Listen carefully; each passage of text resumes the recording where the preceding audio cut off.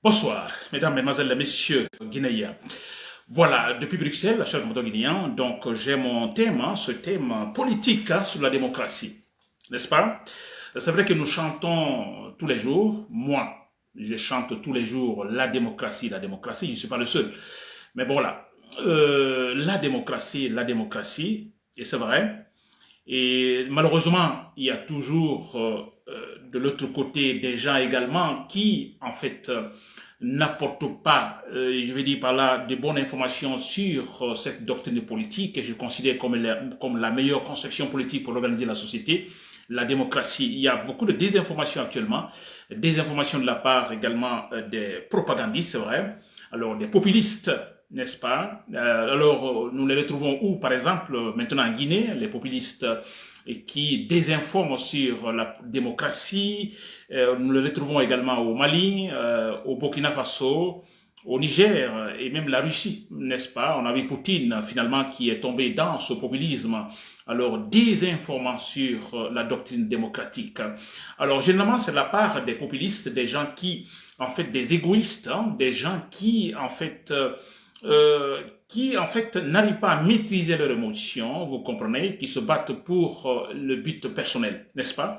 Alors, ils n'apportent pas donc de bonnes informations sur la démocratie. C'est dommage. On a entendu Mamadi Doumbouya tout récemment.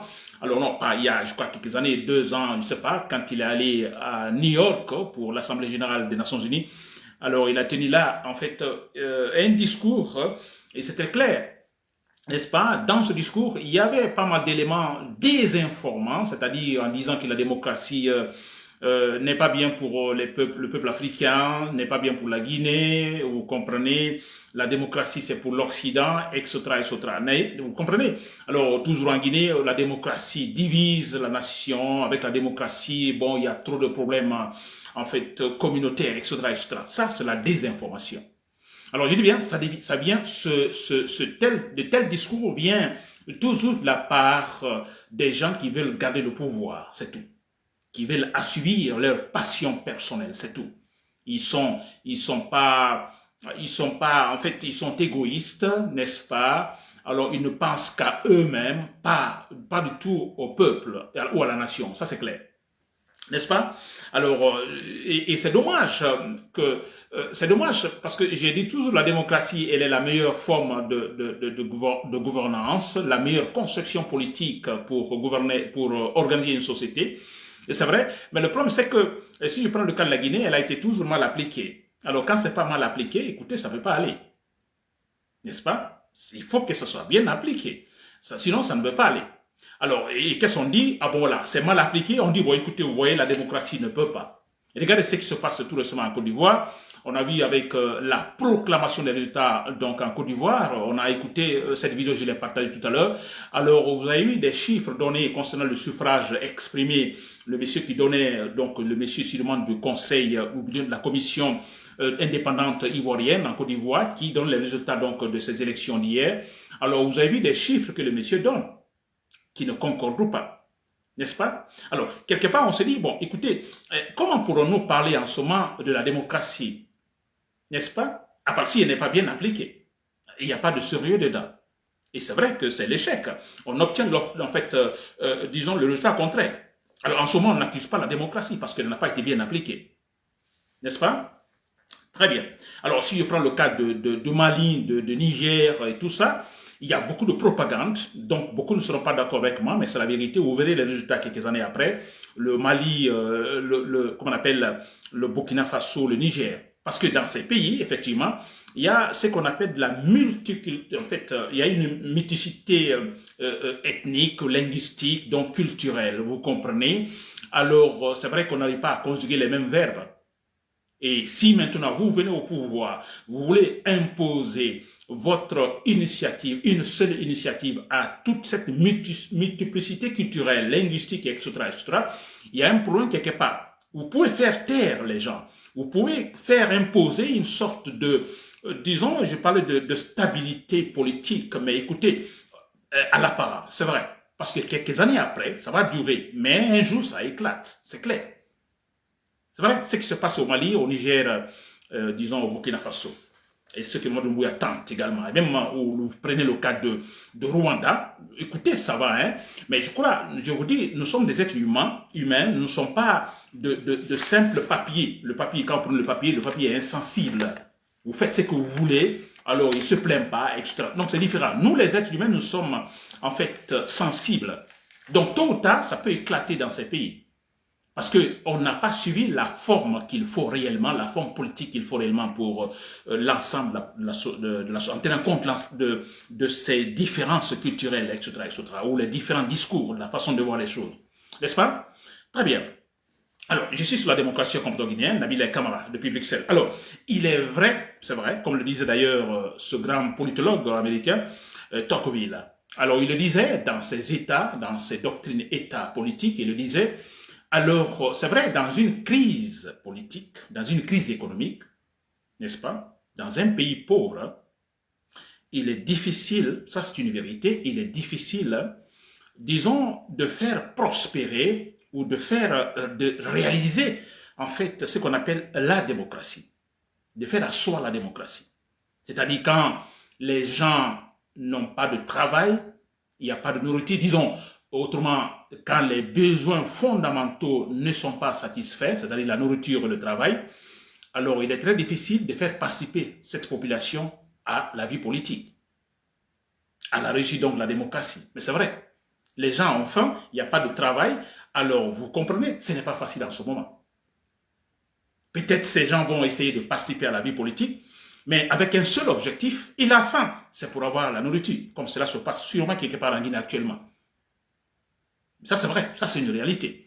Il va participer, mais écoutez, il a faim, il n'y a pas de travail. Tous ses enfants, la maison est remplie des enfants qui ont fini des études, ils n'ont pas de boulot, etc. Mais lui, qu'est-ce qu'il va faire? S'il sait, en participant à la vie politique, il peut avoir des millions, il peut avoir tant, n'est-ce pas? Alors, il va participer, mais, comme je vous le dis, dans le but, effectivement, de remplir ses poches. C'est un problème. C'est vrai. Tocqueville le disait. Mais je dis bien, dans une crise économique. Alors, si nous prenons la Guinée, effectivement, nous avons des milliers de gens qui ne travaillent pas de travail, les gens qui ne mangent pas, il y a des familles qui ne mangent pas 3 fois par jour. N'est-ce pas? C'est un problème. Alors, mais écoutez, est-ce que cela peut être un frein, disons, d'établir la démocratie? On peut quand même le minimum, parce que la démocratie, ce n'est pas seulement... C'est vrai, alors, les élections, n'est-ce pas? La démocratie aussi, il est question de créer le travail, de permettre aux gens, aux citoyens, de satisfaire les besoins fondamentaux. La nourriture, le travail, c'est cela. Et c'est pourquoi, dans notre système, hein, en Guinée, je crois que c'est très important, c'est pourquoi nous insistons là-dessus, moi principalement, je me dis, le chef de l'exécutif, le pouvoir exécutif, le chef du pouvoir exécutif, il a un rôle important à jouer, mais c'est vrai, un grand rôle important à jouer. Vous comprenez? C'est-à-dire que tout commence par lui. Et c'est vrai, on a faim, il n'y a pas de nourriture, il n'y a pas de travail. Alors, mais si nous disons, bon, écoutez, comme il n'y a pas de travail ni rien, écoutez, alors on s'en fout. Non, mais je pense que le chef de l'exécutif, il doit se battre. Le minimum, nous faisons le minimum, le respect de la légalité. Que tout commence par cela, qu'on respecte la loi. N'est-ce pas? Vous avez faim, d'accord, mais vous prenez votre voiture, alors vous roulez comme vous voulez, vous ne respectez pas le code de la route. Là où il faut conduire à 30 km/h, vous allez à 120. Écoutez, ça ne va pas. Ça ne va pas. Vous respectez la loi. Vous avez faim, d'accord, mais vous respectez la loi. Puisque dans la circulation, vous allez à 120 au lieu de 30, vous pouvez tuer les gens. N'est-ce pas? Alors c'est pourquoi on dit le minimum au moins, dès le départ. C'est pourquoi la démocratie, en fait, pour l'installer, c'est un processus. C'est un grand processus. Dis donc, on a commencé depuis longtemps quand même, depuis 1984. N'est-ce pas? Alors qu'il faut de la volonté quelque part. De la volonté de la part des dirigeants. On ne dit pas, bon, tout de suite vous êtes président, alors il faut satisfaire tout. Non, mais c'est un processus. Commençons par apprendre comment respecter les règles, s'il vous plaît, les lois que nous légiférons. Mais commençons par cela. Mamadou Doumbouya, si vous m'écoutez, mais c'est ce que nous demandons. Mamadou Doumbouya, vous êtes actuellement dans un dilemme. Après avoir prêter serment que vous ne serez pas candidat, Mamadou Doumbouya, alors il est dans le dilemme, se présenter ou ne pas se présenter. Mamadou Doumbouya, moi je pense que le point là est très important, et c'est sûrement Lansana Conté s'est trouvé dans le même cas, Alpha Condé dans le même cas, vous comprenez, c'est-à-dire arrivé à un moment donné, Alpha Condé se dit, bon écoutez, 40 ans je me bats pour la démocratie, alors 40 ans je me bats pour ne pas prostituer la constitution, 40 ans je me bats contre les dictateurs, alors le moment est arrivé, est-ce qu'il faut continuer, je vais violer la loi, prostituer la constitution pour me maintenir là, ou bien non, je me retire. Oui, c'est arrivé à Lansana Conté, sûrement. Alpha Condé, Mamadou Doumbouya est effectivement dans le même cas. Et c'est ce moment-là, le moment-là est super important. Je dis bien la démocratie, oui, mais le minimum d'abord, en fait, l'honnêteté du chef. Je dis bien, tout commence par le chef, s'il vous plaît. Parce que lui donne l'exemple, tout le monde suivra.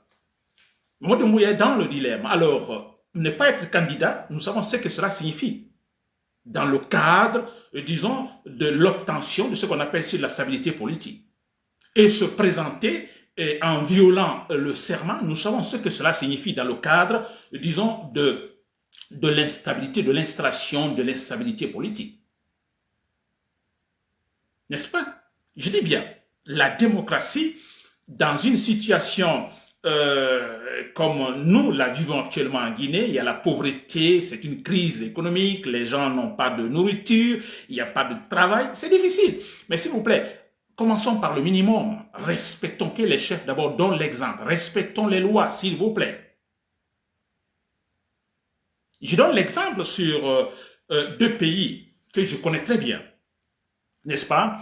Alors, je donne l'exemple, c'est pour ne pas dire, parce que souvent ils disent à nous les Africains, comme Mamadou Doumbouya le dit, on l'a soufflé. Donc, écoutez, la démocratie, ce n'est pas pour l'Afrique, etc., etc. Non, Mamadou Doumbouya, vous ne savez rien. Là, ça ne nous étonne pas, n'est-ce pas? Les populistes sont venus lui souffler ça dans les oreilles.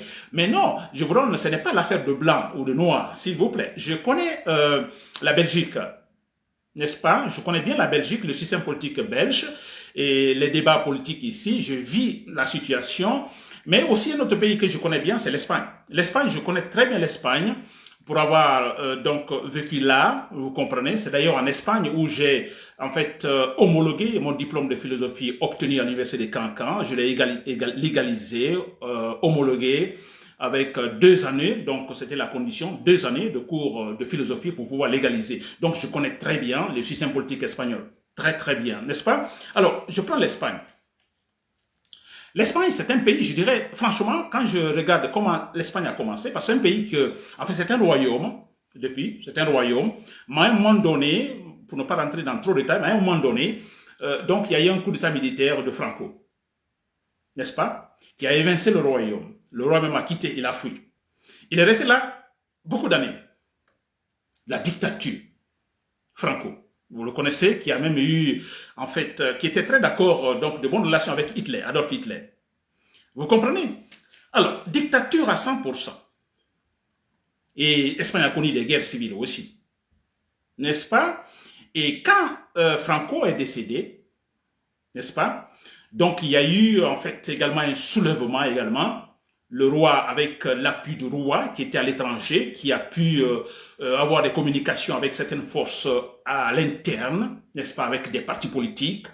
Alors finalement, le roi est entré, donc je dirais tout le souci politique de Franco qui était là, ceux qui voudraient en fait la continuation de la politique de Franco, alors ont échoué. Le roi est rentré en Espagne et puis voilà, qu'est-ce qu'il a fait? Ils ont accepté ce système. En fait, je dirais dualiste, le roi, il est là, n'est-ce pas? Il ne fait plus la politique, il joue le rôle, disons, comme le père de la nation espagnole, vous comprenez? Alors, bon voilà, ils ont commencé le processus démocratique dans les années 70, s'il vous plaît. Donc, pas très longtemps, dans les années 70. L'Espagne a réellement commencé son processus démocratique. Aujourd'hui, l'Espagne, c'est un pays purement démocratique, ça fonctionne bien. Mais ils ont commencé dans les années 70, s'il vous plaît.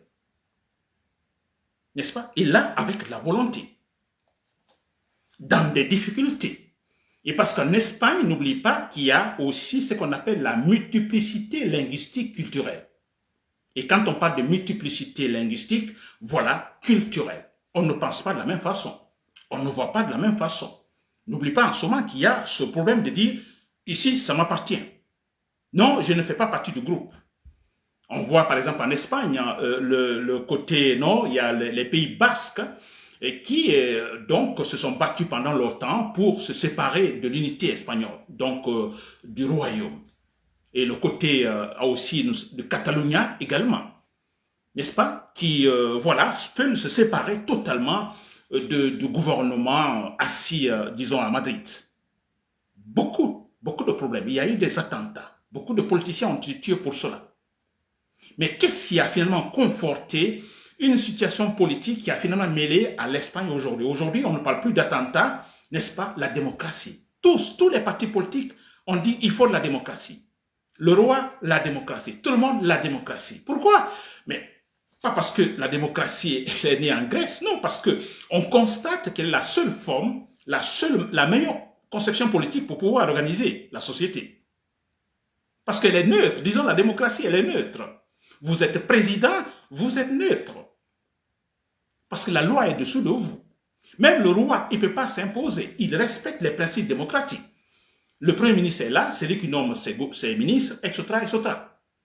Il a sa politique. Ça, c'est l'Espagne. Alors, qu'est-ce qui se passe avec Catalunya, avec les Pays Basques?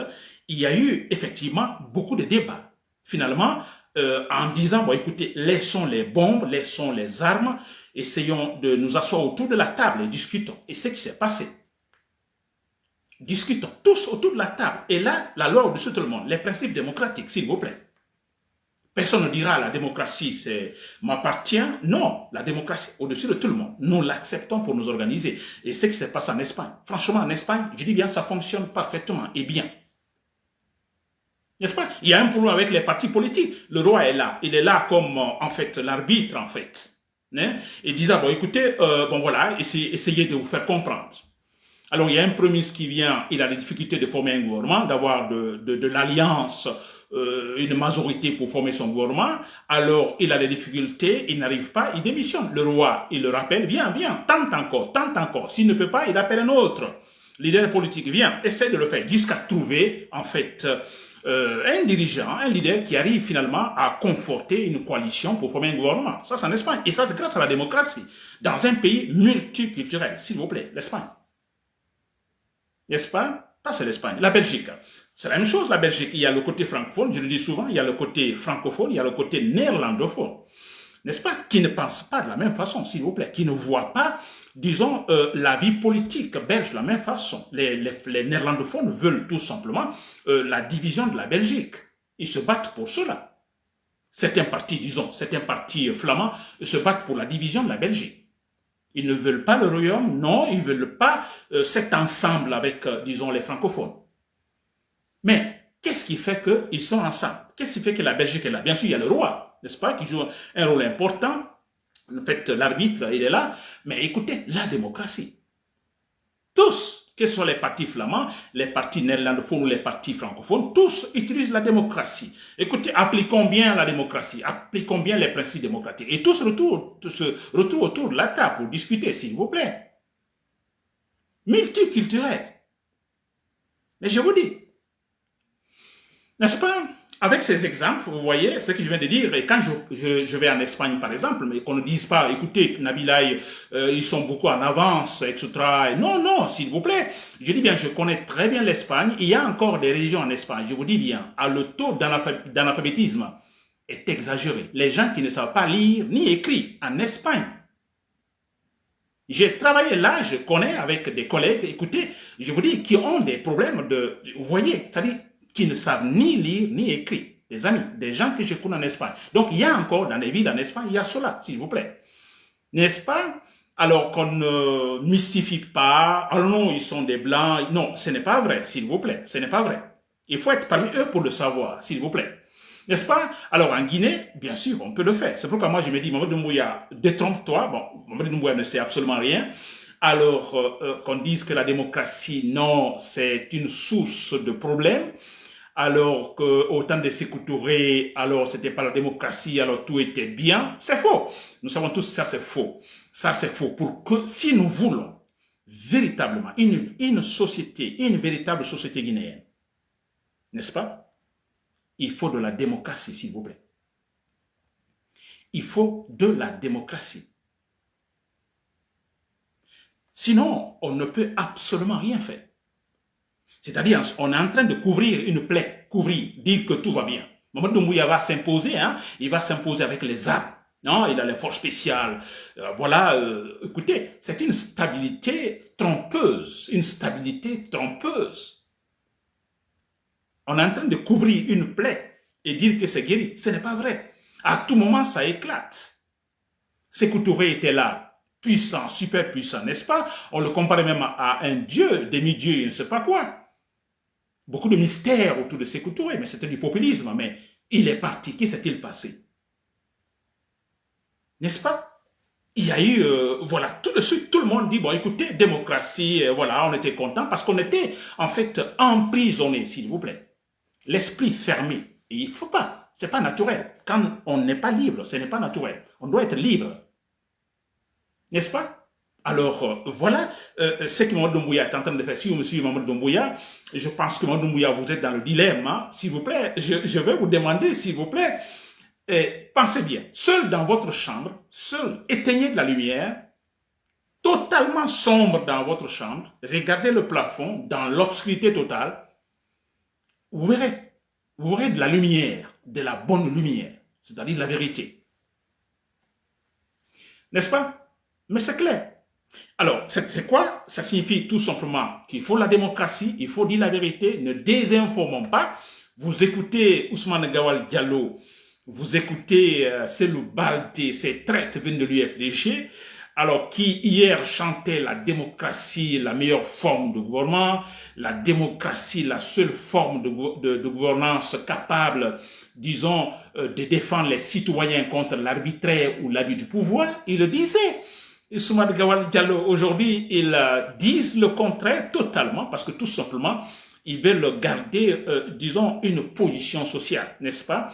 Ils veulent garder leur poste, c'est tout. Aussi, parce que ils ont peur de l'exposition de leurs émotions, la honte, n'est-ce pas? Et vous avez trahi votre parti, pas seulement votre parti, ils ont trahi un idéal qui était vrai. Alors, vous imaginez, ils ont opté pour un idéal qui est faux. Alors, qu'est-ce qu'ils veulent? Qu'est-ce que voulez-vous? Ils veulent que cet idéal qui est faux continue. Parce que si ça ne continue pas, c'est une véritable honte pour eux. Et ils ne sont pas courageux parce qu'ils ont peur d'affronter cette honte, cette émotion honteuse, s'il vous plaît. N'est-ce pas? Ils sont dans une situation où on dit, bon écoutez, on a commis l'erreur, mais on va débattre. Mamadou Doumbouya, il faut te présenter comme candidat. Présente-toi comme candidat, tous. Mais ils savent la vérité. Chers Guinéens, la démocratie, seule la démocratie est capable de faire asseoir tout le monde autour de la table. N'est-ce pas? Toutes les ethnies, toutes les sensibilités politiques ou ethniques, tous autour de la table. Et là, ça signifie quoi? Également, tous autour de la table, écoutez, chacun vient avec sa position qui lui est chère. N'est-ce pas? Chaque parti politique vient avec une position qui est chère, ou chaque région, on va dire comme ça, communautaire, vient avec une option politique qui lui est chère. Mais une fois autour de la table, la démocratie veut que si nous voulons trouver l'issue favorable, que chacun essaye de fournir des efforts, de se battre et fournir des efforts en essayant, par exemple, de céder certaines positions qui lui est chères. N'est-ce pas? Il faut céder, il faut laisser. Vous comprenez? Et finalement, qu'est-ce qui va se passer? On se retrouve autour d'une idée, alors acceptée par tous. Et ce sera la démocratie, et c'est ça l'unité. L'unité dans la différence, chers Comores guinéens. N'est-ce pas? Nabil Kamara, depuis Bruxelles, merci pour l'écoute. Bonsoir.